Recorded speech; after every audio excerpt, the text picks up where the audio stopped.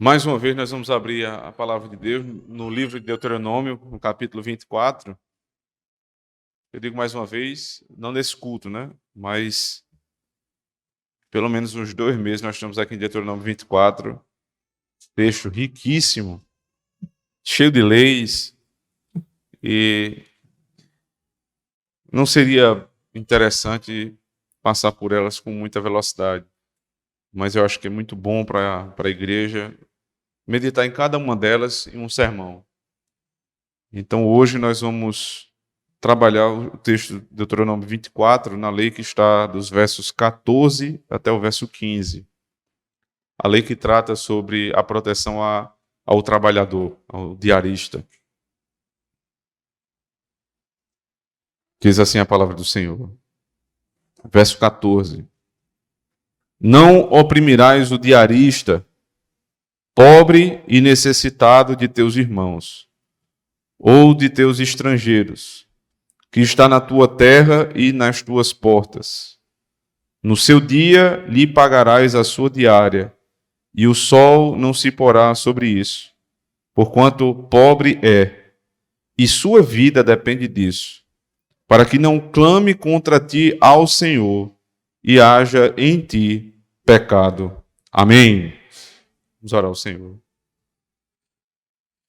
Senhor nosso Deus, estamos diante da Tua palavra, Senhor Deus, na manhã do dia que deve ser separado para o culto público. E muito nos alegramos, Senhor, porque não é a nossa preferência, Senhor Deus, que escolhe o texto, mas é o Senhor. Porque se fôssemos nós sempre daríamos, Senhor Deus, ênfase às grandes promessas, às maravilhas que o Evangelho nos tem trazido como esperança futura e presente, no que diz respeito aos nossos direitos. Mas o Senhor, quando nós abrimos a Tua palavra e passamos, Senhor Deus, a meditar nela, texto por texto, expondo todo o conselho de Deus, como diz a Tua palavra, por meio do apóstolo Paulo, nos revela tantas outras maravilhas, Senhor Deus, não somente nas promessas, mas também nas Tuas ordens. Não somente naquilo, Senhor Deus, que nos é dado como esperança e conforto, mas também naquilo que nos é entregue, Senhor Deus, como imperativo, a ordem do Senhor para o Teu povo. Aqui, Senhor Deus, se encontram patrões e empregados, e todos necessitam e carecem da glória do Senhor. Possamos vê-la revelada, Senhor Deus, essa manhã, em Cristo nosso Senhor, a partir desse texto da Santa Lei. No nome do Senhor nós te pedimos. Amém. A nossa mentalidade, especialmente a mentalidade brasileira, ela foi formatada, ela foi moldada para que o trabalhador, o funcionário, o servo, ele tenha a aversão até ao patrão. Via de regra é assim que funciona. Nós temos uma mentalidade marxista, independente se você leu Marx ou não leu, se você já leu as grandes declarações de Karl Marx, se você nunca nem ouviu falar a respeito dele, o Manifesto Comunista, as leis a respeito da propriedade, do Estado, da família, todos esses livros que são mais conhecidos, se você conhece ou não conhece, não faz diferença. Você foi moldado pelo pensamento marxista. E a prova é que o funcionário, ele sempre olha para o patrão como aquele que está ali para roubar aquilo que você deveria ter e não tem. Então, o funcionário no Brasil, na maioria dos casos, ele trabalha, e quando ele olha, por exemplo, chega janeiro, ele tem que estar trabalhando, e o patrão dele está na praia, está curtindo férias na praia, em João Pessoa, postando lá, andando de lancha, comendo lagosta, camarão, e aí na empresa está a conversa. Está vendo aí? Ficando rico e a gente aqui. Pobre, tendo que trabalhar. Está rico às nossas custas. Cada vez mais fica rico e nós cada vez mais pobres. E aí isso vai sendo gerado um clima dentro da igreja. O outro diz, é mesmo, é verdade. Enquanto eu tenho que ficar fazendo conta para a feira, ele está comendo lagosta. E isso é incentivar desde o começo da nosso trabalho, na escola, na academia, nas conversas de bate-papo, os amigos falam sobre isso. Você não tem... você tem até um partido aqui, é o PCO, é o partido que ensina que quem bate cartão não vota em patrão. Quem bate cartão não vota em patrão. Então, é acirrada a luta de classes. O rico e o pobre. E aí você tem até uma teologia para isso, dentro da Igreja Romana, teologia da libertação, que vai se apegar aos textos ali e vai dizer que a doutrina da Igreja Romana é contra esse tipo de enriquecimento. E essa teologia maligna, como todas as outras romanas são, mas essa em especial, ela foi trasladada para dentro da igreja evangélica, com outro nome, teologia da missão integral. Veja, se você olha o nome e as aparências, você até diz é uma coisa boa. Missão integral, ou seja, é a missão da igreja completa. Não é simplesmente pregar o evangelho, mas é pregar o evangelho e dar o pão. Até aí parece uma coisa boa. Quem é que vai ser contra ajudar o necessitado? Mas esta é a missão completa da igreja. Porque se você for observar, no frigir dos ovos, quando você vai observar a prática, o que acontece é que a palavra é deixada de lado e o que sobra é só o pão. Mas não é o pão da vida, é o pão físico.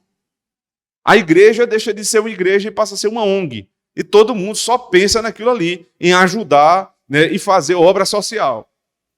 Quando a obra social, ela deveria ser parte da santificação. À medida que os crentes são ensinados o que é o evangelho, eu era o pobre necessitado, eu era aquele que precisava urgentemente da misericórdia de Deus e fui alcançado por essa misericórdia. Por isso eu entrego misericórdia àquele que precisa. Não, agora é uma obrigação primária. Se retira o evangelho e fica só a obra social. E aí você pode perceber como essas pessoas elas têm um apego muito grande a isso. Ontem eu passei rapidamente por João Pessoa, um dia só, fui lá e quando a gente estava passando pela praia, tinha lá uma igreja dessas pentecostais, no meio da avenida, fecharam assim, colocaram uns cones no meio e estavam com cartazes: vinde e bebei da água da vida. O que é que eles estavam entregando? A palavra? Não, água. Eles estavam dando água, mas eles estavam apontando para o texto que dizia: vinde e bebei da água da vida. E eles achavam que dando água para o que estava com sede, estava dando água da vida, estava evangelizando. Não estão evangelizando. Você passa de carro, para e pega água, no máximo você pode ficar grato pela pessoa que lhe deu. Mas ninguém se lembra de Cristo ali. O negócio é distorcido. O negócio é completamente distorcido. Então, ou você pensa que tudo se resume à luta de classes, esse é o pensamento comum no Brasil, ou então você se rende à teologia da missão integral e passa a fazer da igreja uma ONG. Esse texto aqui fala da verdadeira justiça. Fala de como patrões e empregados devem conviver. Esse texto trata de uma lei que não quer, por meio do Estado, impor a misericórdia. Porque é isso que também acontece no Brasil. Nós queremos que o Estado imponha a misericórdia. O Estado não tem a misericórdia sobre o seu cabedal de ações. O Estado foi dado a espada, meu irmão. Foi dado ao Estado a espada. O Estado só tem um direito nesse mundo: coibir aquele que pratica o mal, não ensinar a fazer o bem. Isso é parte da igreja. Isso é o trabalho da igreja, não do Estado. Então, quando você acha que a luta de classes, se é que existe em algum tipo de situação, vai ser resolvida pela próxima lei que vai sair do Congresso, você já está derrotado por esse pensamento. Não é o Estado que vai resolver o problema do mal. O Estado, no máximo, é um freio para o mal. Tudo que nós queremos do Estado é que ele não se intrometa na nossa vida. Tudo. E, em segundo lugar, que ele puna aquele que merece punição. Mas não espere do Estado misericórdia. Porque quando o Estado promete misericórdia, vocês vão ver agora nas próximas eleições, ele cobra caro. Ele diz, eu vou ajudar o pobre. Eu vou tomar dinheiro de você para ajudar o pobre. É isso que ele faz. Porque não existe dinheiro estatal. Não existe essa ilusão de que o Estado me deu. Não, o Estado tomou de alguém para te dar. Não é isso que a Escritura nos ensina, não é que o Estado vai me dar nada. O que a Escritura nos ensina é que o mal precisa ser coibido pelo Estado. E a graça ser revelada pela igreja. E que o patrão precisa ser justo, e o funcionário também precisa ser justo. E ser alvo da justiça. Tudo isso está implícito aqui nessa lei de 2 únicos versículos. Que começa dizendo o seguinte: não oprimirás o diarista pobre e necessitado. O que diz essa lei? Em primeiro lugar, Matthew Henry, os patrões devem ser justos, não podem oprimir os seus servos e devem pagar o devido. Os senhores recebem a ordem de serem justos com seus servos pobres. Não devem oprimi-los, sobrecarregando-os de trabalho, dando-lhes censuras indevidas e irracionais, ou impedindo que tenham sustento apropriado. Não é só pagar o salário, você percebe? Você tem que ser justo. Você não deve impor sobre o seu funcionário uma carga de trabalho que é insuportável. Por quê? Porque todo esse mandamento aqui está baseado numa lei que Israel conhece muito bem. Como foi que Israel viveu no Egito? 400 anos sendo sobrecarregados em trabalhos forçados por Faraó. Qual era o salário que eles recebiam? Não tinha salário. O salário é viva. No máximo você vai viver. Vocês não vão fazer isso porque vocês já provaram disso. Vocês não vão dar censuras indevidas e irracionais. Faraó punia-os ao sabor do seu bel prazer, o que dava na cabeça dele. Vocês não vão fazer isso. E vocês vão dar o sustento que eles precisam. Como é que vai se resolver aqui o problema da injustiça? A lei de Deus não pretende, em primeiro lugar, nivelar pobre e rico. Você percebe isso? A lei não está dizendo assim, o pobre vá lá e tome do rico. A lei diz que o patrão deve dar aquilo que é justo ao seu funcionário. Porque nesse mundo, segundo a estrutura que o Senhor criou, nós nunca teremos igualdade entre as pessoas. Essa igualdade fabricada nunca haverá. Sempre nós teremos os pobres e sempre nós teremos os ricos. E o problema não é a desigualdade, o problema é a injustiça. Porque a desigualdade, inclusive, é uma grande bênção. É na desigualdade que aspectos do ministério de Cristo são revelados. É por isso que Cristo diz, bem-aventurado o pobre de espírito. Porque o que é o pobre? O pobre é o que é aquele que necessita do que tem mais. Quando você é pobre e você recebe uma dádiva, você pode provar de um aspecto de Cristo. Ele é misericordioso. E você alcançou misericórdia. Alguém não tinha a obrigação de te dar e te deu. O pobre pode provar isso, um aspecto da obra de Cristo na sua vida, que o rico não tem praticamente nunca como provar. Mas e o rico? O rico prova do fato de Deus ser misericordioso. Quando ele abre a mão para o pobre e ajuda. Então ele passa a ter em si uma atitude que é própria do próprio Deus. É divina, uma atitude divina sendo exercida pelo rico. E uma atitude de receber que só o pobre pode ter. Essa é a beleza da desigualdade. nós não teremos um mundo igual. Nós precisamos, não é de igualdade em todos os sentidos, nós precisamos é de justiça, que é diferente de igualdade. O Senhor não está aqui impondo sobre nós um comunismo, onde todos serão um. Porque o que acaba sendo realidade em qualquer país comunista é a igualdade, é verdade. Todos são miseráveis.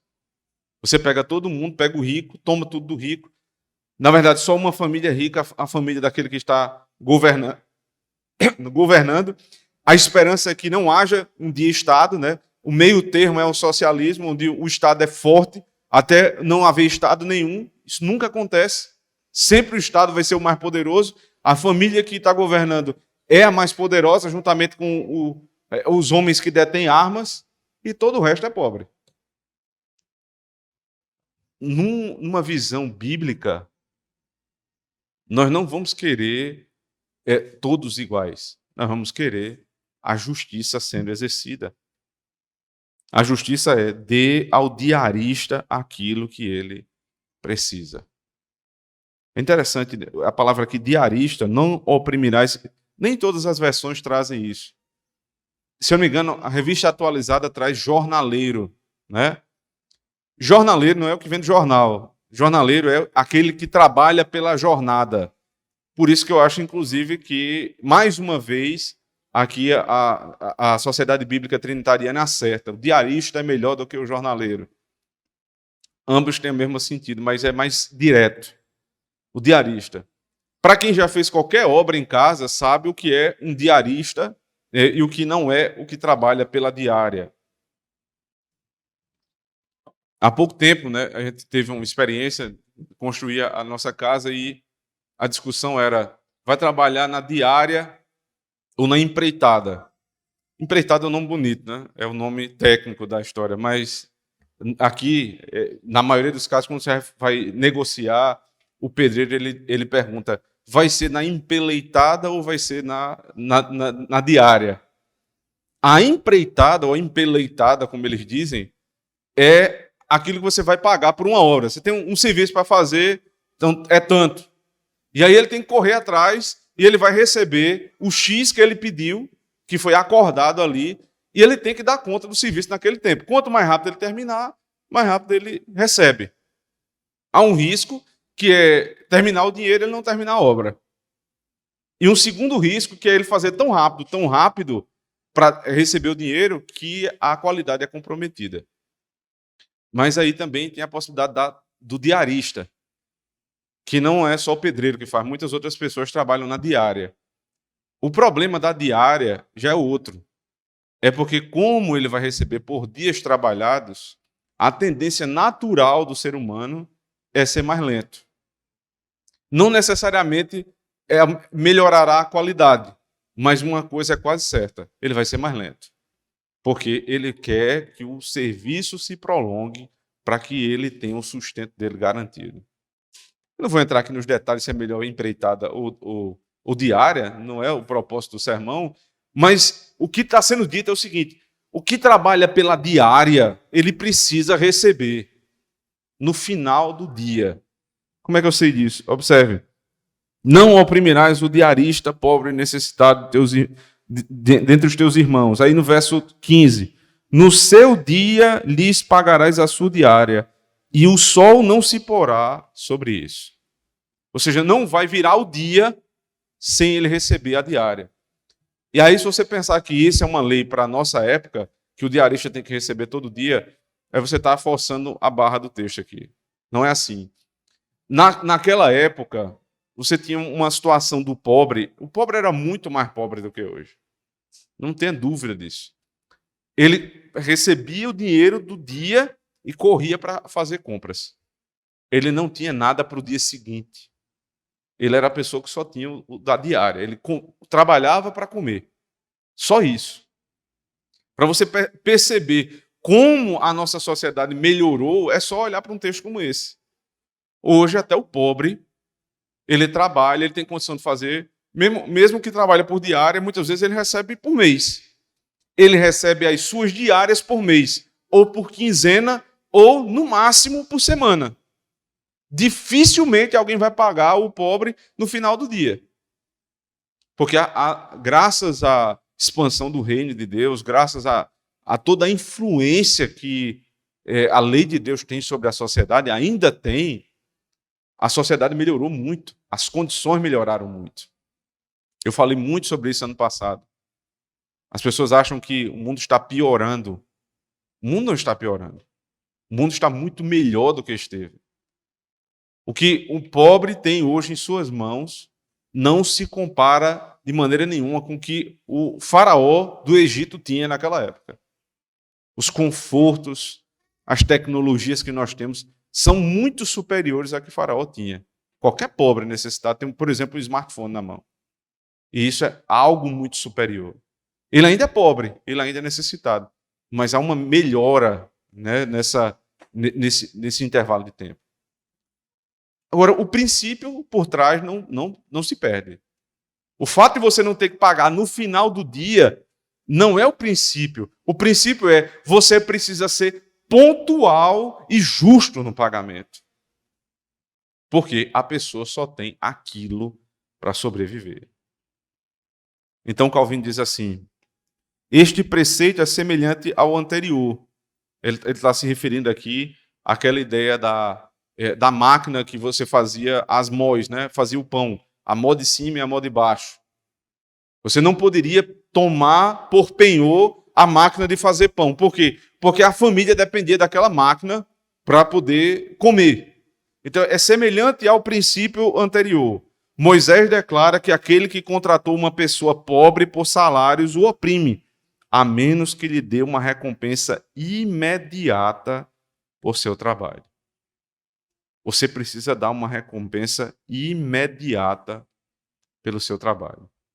Abra comigo, por favor, Jeremias capítulo 22, verso 13. Jeremias 22, 13.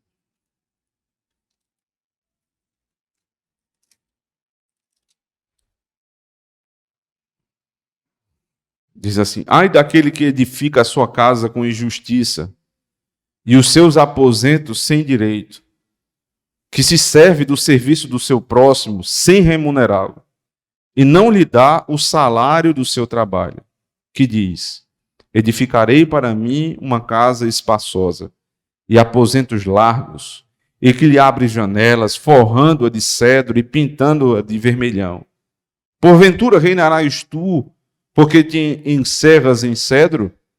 Acaso teu pai não comeu e bebeu e não praticou o juízo e a justiça, por isso lhe sucedeu bem? Julgou a causa do aflito e necessitado, então lhe sucedeu bem. Porventura não é isto conhecer-me, diz o Senhor? Mas os teus olhos e o teu coração não atentam senão para a tua avareza, e para derramar sangue inocente, e para praticar a opressão e a violência. O pai dele era um homem justo e sucedeu bem, ou seja, a justiça com que ele trabalhou fez ele prosperar. E aí aquele homem herda aqueles benefícios e, ao herdar, ele coloca pessoas para trabalhar, para fazer uma casa espaçosa, com aposentos largos, e ele não paga o funcionário. Ele está pensando que você vai prosperar dessa maneira? Você está pensando que você vai obter vantagem dessa maneira? Você deveria pagar rapidamente aquele que precisa.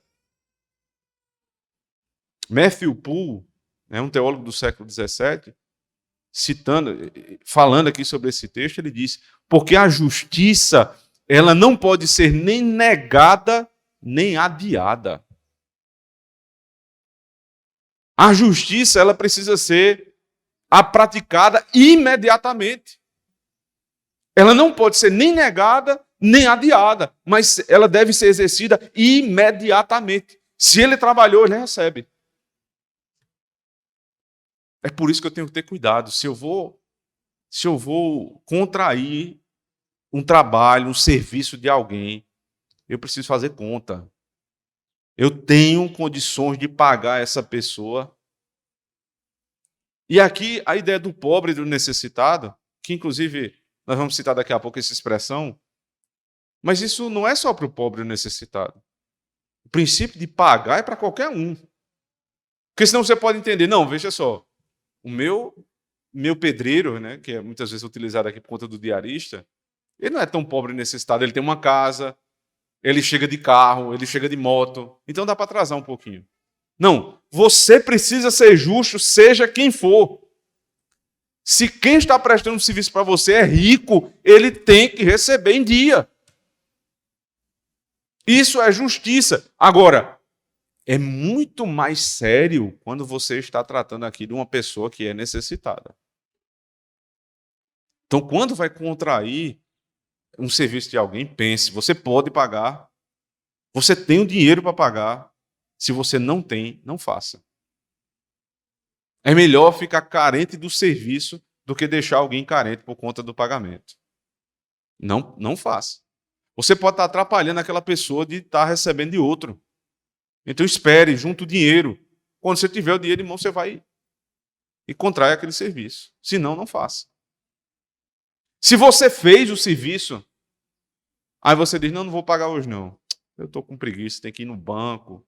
Você não usa aplicativo, aí eu tenho que ir no banco. Então, tem um aplicativo, mas não estou com preguiça, vou fazer isso agora não. Mas o rapaz está esperando, meu amigo. Ele precisa do dinheiro. Muitas pessoas que trabalham para nós ainda hoje precisam de dinheiro para fazer a feira no final de semana. Muita gente trabalha, não é diarista no sentido de receber no final do dia, não é jornaleiro, mas ele recebe por semana. E quem recebe por semana, fica claro que aquela pessoa precisa do dinheiro para ir para o supermercado fazer as compras. Para pagar a água e a luz de casa.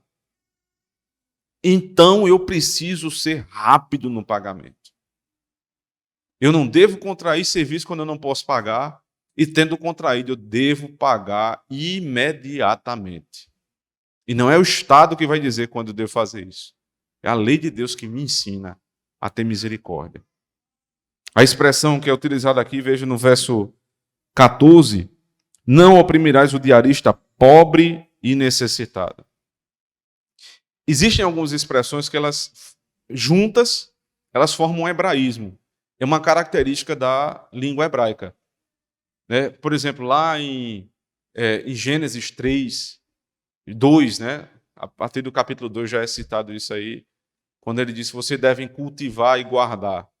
Cultivar e guardar, se você for observar o que uma palavra significa e a outra palavra significa, é praticamente a mesma coisa. Cultivar o jardim, desenvolver cultura. Guardar o jardim, é proteção do próprio jardim. Mas juntas, essas duas expressões juntas no Antigo Testamento, elas são utilizadas pelo menos 10 vezes. E o significado já não é mais esse, simplesmente. Mas é um serviço sacerdotal. É sempre apresentado como serviço sacerdotal. Daí entendemos que no Éden havia uma igreja. E que no Éden já havia ali um trabalho sacerdotal de Adão. Pela união desse hebraísmo, essas duas expressões. É exatamente a mesma coisa que ocorre com o pobre e necessitado. Aparece também 17 vezes no Antigo Testamento. Para mostrar que essa designa alguém que é completamente dependente, que não possui condições de suprimento para além daquilo que recebe no trabalho imediato. Ele só come se receber o salário do dia. É o pobre e necessitado. Nós cantamos aqui o Salmo 70. Necessitado e pobre sou. Ó Deus, apressa-te, percebe? Em nos valer. Porque apressa-te. Porque Deus é aquele que rapidamente impõe justiça. Porque Deus é o Senhor que não nega nem se atrasa na justiça. Nós dizemos que a justiça do Brasil tarda, mas não falha. Não é verdade. Ela muitas vezes tarda e falha. Deus nem tarda nem falha. O pobre necessitado, apressa-te, Senhor, em nos valer. Será que isso é uma verdade da nossa casa? Será que os nossos filhos, eles percebem isso? que a justiça na nossa casa nem tarda nem falha? Você precisa responder essa pergunta a partir do modo como você disciplina seus filhos. Porque se seu filho percebe que você fala uma vez, fala outra vez, fala outra vez, olha, eu vou lhe disciplinar. Se você fizer outra vez, eu vou lhe disciplinar. Ele vai faz de novo. Olha, foi a última vez, eu vou lhe disciplinar.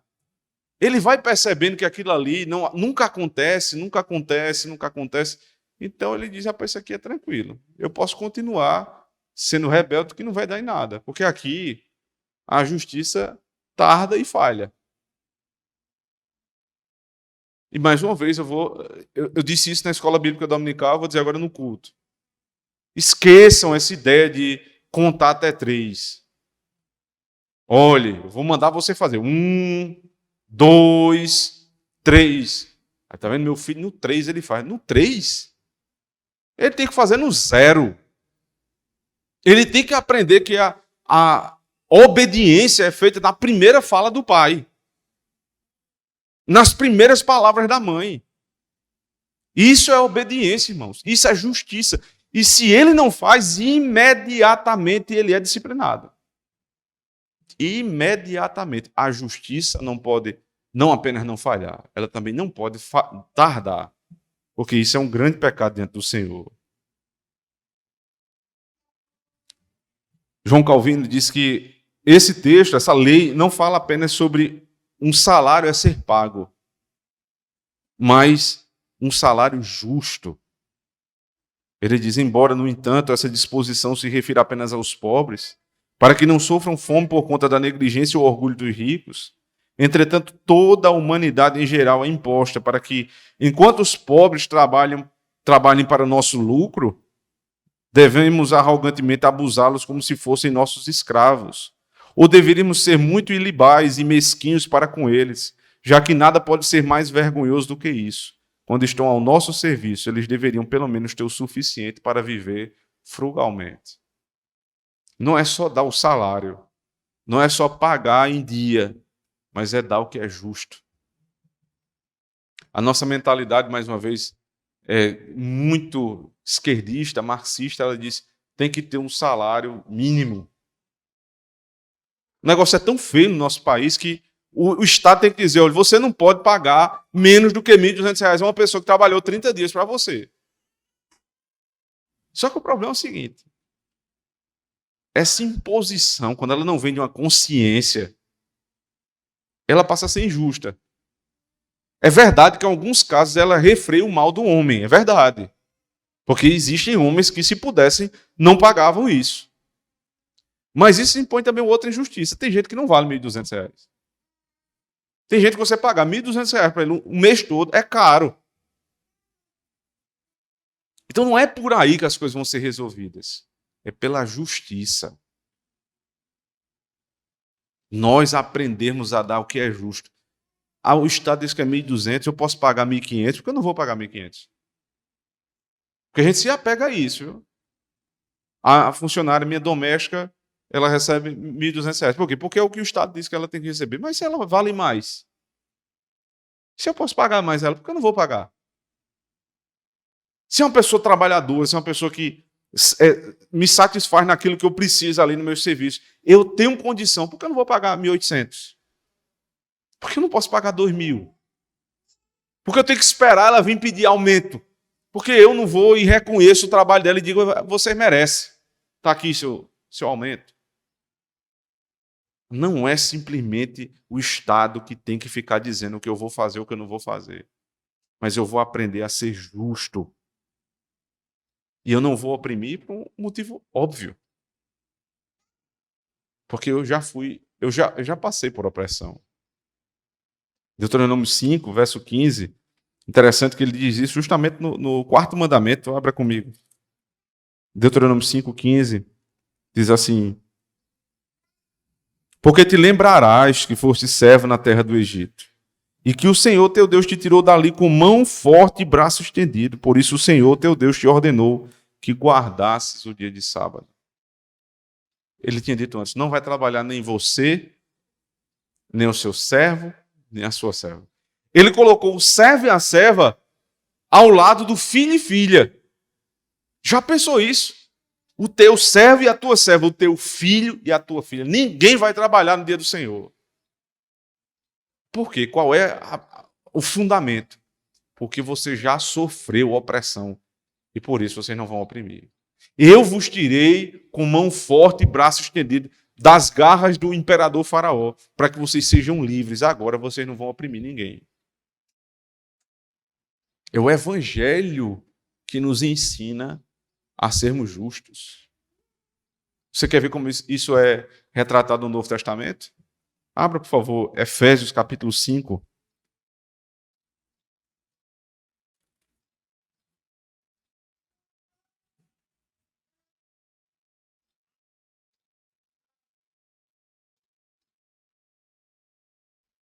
Efésios 5.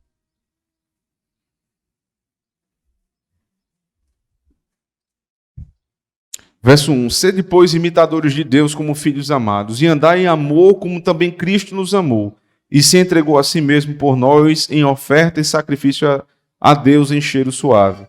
Aí ele começa a falar aqui sobre processo de santificação. O processo de santificação. A primeira parte de cada carta do apóstolo Paulo é o fundamento da doutrina. Ele começa a tratar ali, capítulo 1 de Efésios, capítulo 2 e capítulo 3, obra da salvação. Capítulo 4, 5 e 6, santificação. O que ele vai falar nos 3 últimos capítulos só pode ser compreendido se você compreendeu primeiro a salvação. Agora, tendo compreendido a salvação, agora sede, pois, meus imitadores. Aí ele diz, fujam da fornicação, fujam das impurezas, fuja da avareza, no verso 3, observe, mas a fornicação e toda impureza ou avareza nem ainda se nomeia entre vós. Aí ele trata de diversos pecados. Depois ele diz no verso 22, vós mulheres sujeitai-vos a vossos maridos. Depois fala do marido, maridos amai a vossa mulher como o Senhor amou a igreja. Filhos obedeçam aos vossos pais. E ele sai tratando um por um, um por um, por um. Aí lá no capítulo 6, verso 5, ele diz, vós servos, obedecei a vossos senhores segundo a carne, com temor e tremor, na sinceridade de vosso coração, como a Cristo, não servindo à vista como para agradar aos homens, mas como servos de Cristo, fazendo de coração a vontade de Deus, servindo de boa vontade como ao Senhor e não como aos homens, sabendo que cada um receberá do Senhor todo o bem que fizer, seja servo, seja livre. E vós, senhores, fazei o mesmo para com eles, deixando as ameaças, sabendo também que o vosso Senhor está no céu e que para com ele não há acepção de pessoas. Ele falou do evangelho nos 3 primeiros capítulos e agora está falando de santificação. O que é santificação? Não é acabar com as classes sociais, rico e pobre. É olhar para o servo e dizer, você vai trabalhar como quem trabalha para Deus. Olhar para o Senhor e dizer, não oprima o teu servo. Seja justo com ele. Isso quebra, irmãos, todo esse aparato marxista do nosso meio. Eu não tenho por que olhar para o meu superior e dizer, ele está enriquecendo às minhas custas. Não. Se ele paga o salário, se ele me paga aquilo que for acordado, aquilo que é justo, eu não tenho por que dizer que ele está enriquecendo às minhas custas. É simples, você quer ter riqueza, você quer crescer, então bota a empresa para você e veja como é fácil. Vai ver como é fácil ter um CNPJ nas suas costas, aí você vai ver. Se ele chegou ali, se não foi muitos por justiça. É verdade que muitos chegam por obra da injustiça. Mas muitos também foi fruto de penoso trabalho. Eu não devo ter raiva do meu patrão, daquele que tem dinheiro, daquele que mora numa mansão, se é fruto do trabalho. Agora, se é fruto da injustiça. Volta comigo lá para Deuteronômio 24, veja o que é que Deus diz.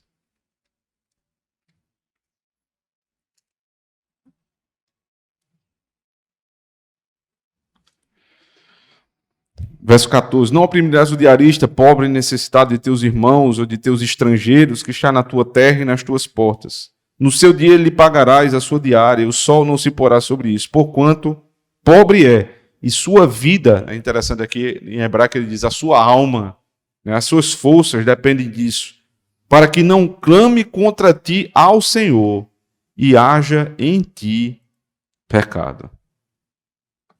Aqui o negócio complicou. Porque o que o texto está dizendo é o seguinte: se você for injusto com o teu empregado e ele clamar ao Senhor, o Senhor ouvirá. Veja o que é que Jó diz a respeito. Jó capítulo 31. Jó 31.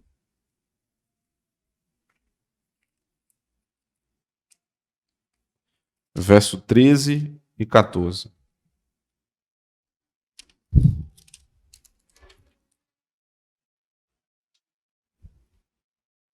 Se desprezei o direito do meu servo ou da minha serva quando eles contendiam comigo, então que faria eu quando Deus se levantasse?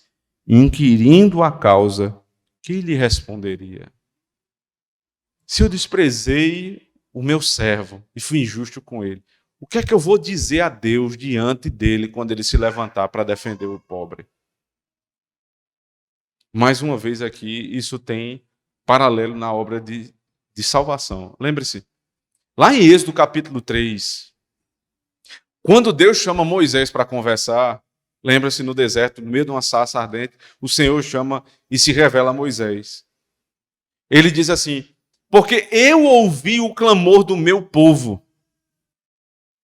Como assim? O que é que o povo de Deus clamava? Eles estavam há 400 anos sendo escravos no Egito. Eles não tinham direito a adorar a Deus no dia do Senhor. Eles não tinham salário para receber no final do mês. Os gemidos do povo foram ouvidos por Deus. Ele disse: agora eu vou dar o pago ao Egito. O Senhor se levantará contra os ricos que oprimem os pobres.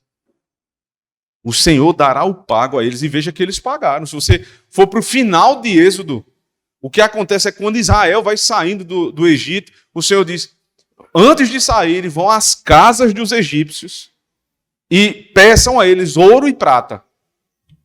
Os egípcios nunca deram nada, agora vão dar ouro e prata. Vá lá e peça. Eles foram, pediram e saíram de lá com ricas joias. Ouro, prata, pedras preciosas. O que é isso? O salário de 400 anos que não foi pago. Agora vocês vão pagar para aprenderem. Se o pobre clamar contra o rico está perdido. Mas deixa eu dizer mais um pouco, para aumentar aí o peso. Novo Testamento, lá em Tiago, capítulo 5, nos ensina que, ainda que o pobre não clame, a situação do rico é complicada. Capítulo 5, 1 a 4.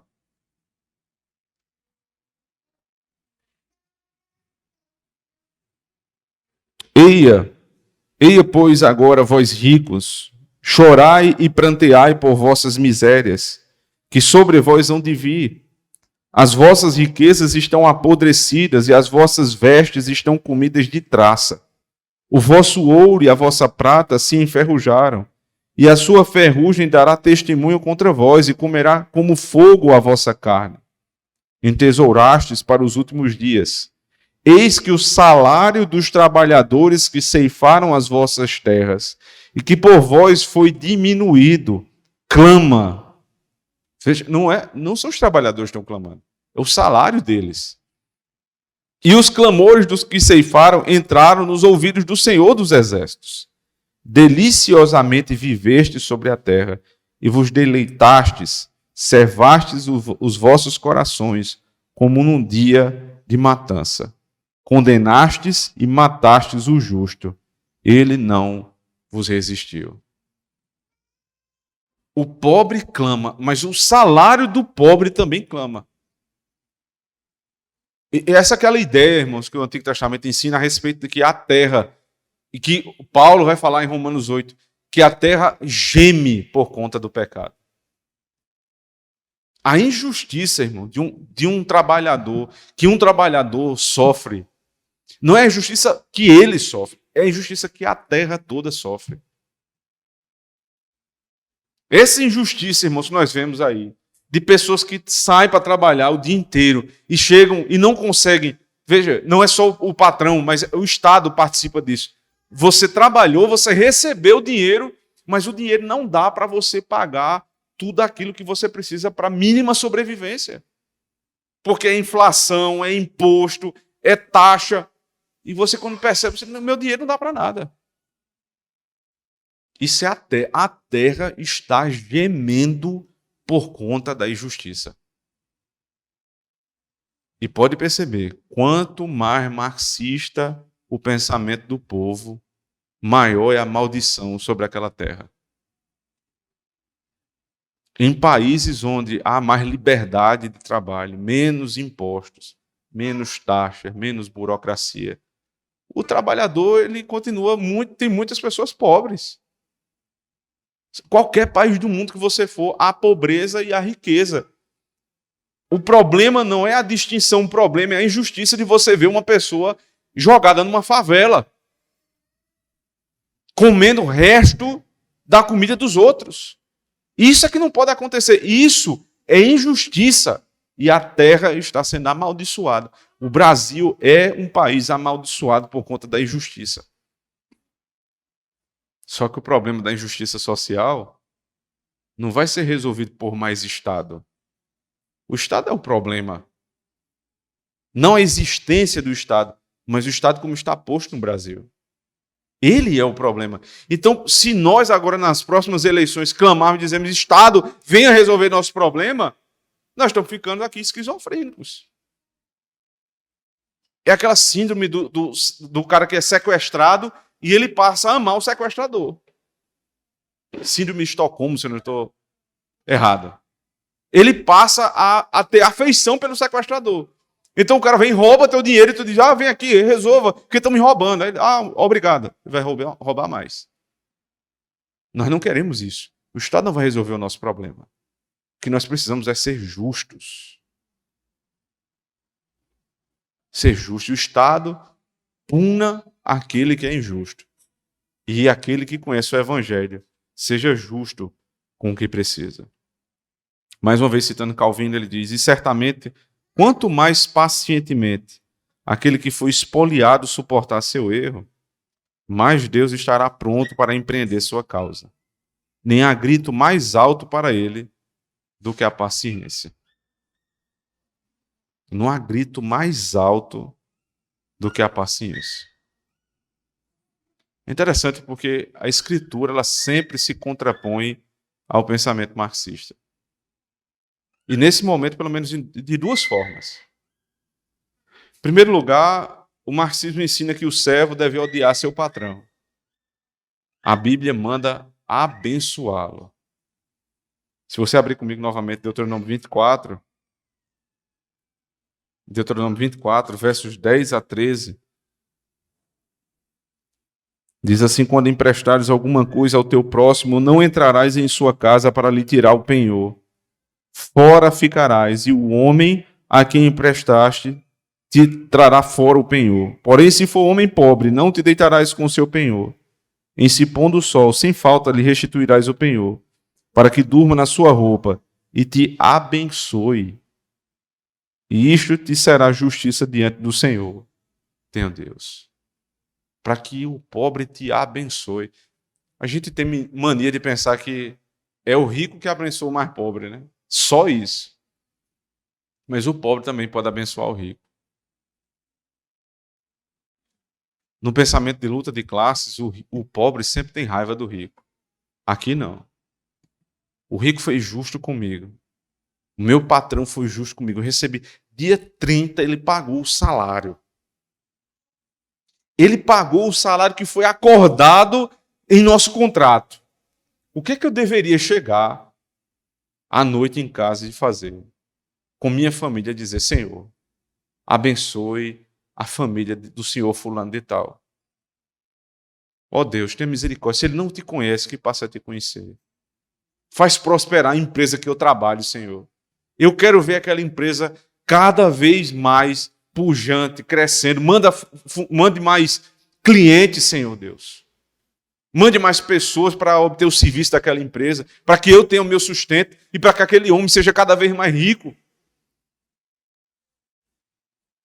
O pobre vai abençoar o rico. Não somente isso. Havendo causas entre patrão e servo, o que é que ensina o pensamento marxista? Motim, greve, passeata, quebra-quebra. O que é que ensina a Escritura? Se o pobre clamar ao Senhor, o Senhor fará justiça. Eu cito novamente Calvino. E certamente, quanto mais pacientemente aquele que for espoliado suportar seu erro, mais Deus estará pronto para empreender sua causa. Nem há grito mais alto para ele do que a paciência. É por isso que o marxista tem tanto ódio do cristianismo. É por isso que Karl Marx escreveu que a religião, especificamente a religião cristã, é o ópio da sociedade.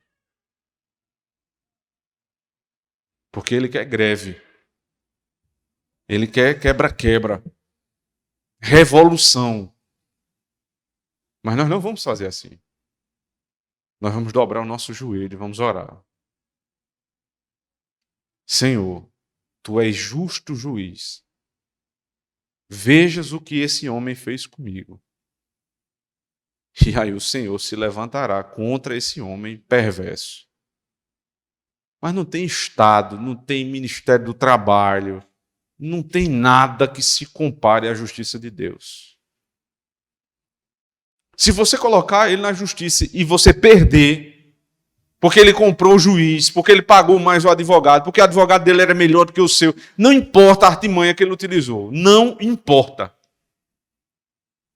O Senhor vai ser justo. E no momento certo, a justiça de Deus vai ser consumada. O que é que depende de você agora? Veja, isso não exclui você ir para a justiça, você procurar seu direito, nada. Você negociar com seu patrão, nada disso. Mas se tudo der errado, você sabe que orando, clamando o Senhor, Ele vai te ouvir e vai fazer a justiça acontecer na tua vida. Para finalizar, se você acha que foi vítima de injustiça, se você acha que teu patrão é um homem opressor, e você tem certeza disso, ele realmente é injusto. Não é uma questão de classe social, é injustiça. Clame ao Senhor. Não se meta com greve. Um dia nós estávamos no processo de recepção aqui de um casal que queria fazer parte desta igreja. Eu viajei, tirei acho que uma semana, 2 semanas de férias. Quando eu voltei, a igreja já sabia que greve era pecado, estava a confusão aqui. O pessoal dizendo, rapaz, fulano de tal estava na greve. E na época, um dos nossos diáconos ainda estudava na Universidade Federal e fazia uns trabalhos lá dentro da Universidade Federal e foi tentar entrar. Veja que loucura. Um membro desta igreja foi tentar entrar na universidade para fazer um trabalho. E alguém que queria ser membro da igreja o impediu de entrar para trabalhar. Por quê? Envolvido com movimento social, pensamento completamente moldado pela esquerda. Então nós chamamos, o conselho conversou, passamos mais de um mês instruindo, mostrando, greve é pecado, é quebra contra o 8º mandamento. Quando você tem uma causa contra o seu patrão, você vai lá negociar. Mas nem era isso, ele nem era pobre, ele era funcionário público federal. Eles viviam com classe média alta. Melhores salários, melhores condições de trabalho, aquele discurso de que não quer trabalhar. E o que aconteceu foi que nós, claramente, depois de todo o processo de instrução, não teve jeito. Nós dissemos, é melhor você procurar outro lugar para você congregar, porque aqui só tem uma forma de você se tornar membro. Se tornar membro e ser disciplinado na mesma hora.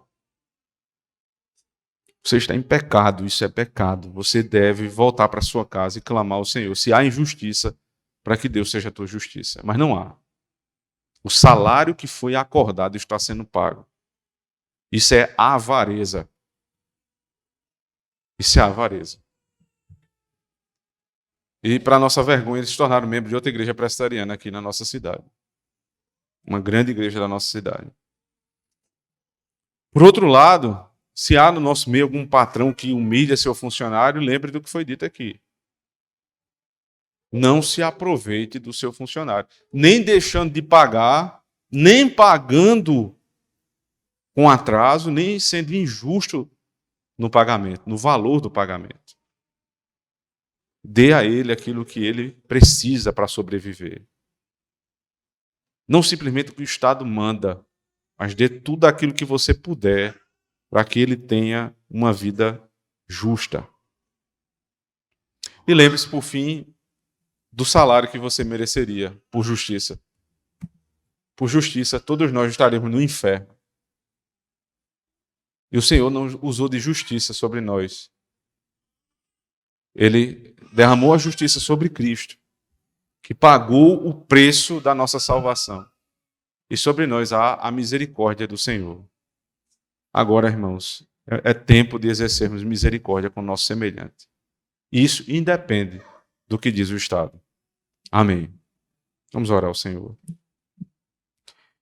Obrigado, Santíssimo Deus, pela bênção de termos a Tua palavra, Senhor Deus, sendo revelada esta manhã. O Teu santo evangelho a partir da lei. Ajude-nos, Senhor Deus, no momento em que estivermos exercendo o papel de patrões, a sermos justos, misericordiosos.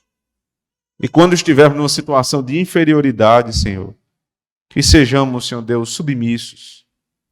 Que sejamos, Senhor Deus, aqueles que abençoam os nossos patrões com um trabalho digno. Ainda que eles não estejam vendo, Senhor Deus, o Senhor está vendo. Nos faz trabalhar com dignidade e com justiça. Sabendo, Senhor Deus, que toda injustiça que nós formos alvos, nós temos o Senhor a quem clamar. E o Senhor nos ouvirá. Que bênção, Senhor Deus, saber que na nossa injustiça o Senhor mandou o Teu Filho para nos justificar. E o nosso Senhor também é aquele que nos dá salvação. Por isso que nós sejamos, Senhor Deus, bons patrões e bons funcionários para honrar a Ti, o nosso Senhor, por excelência. Em Cristo oramos, ó Pai. Amém.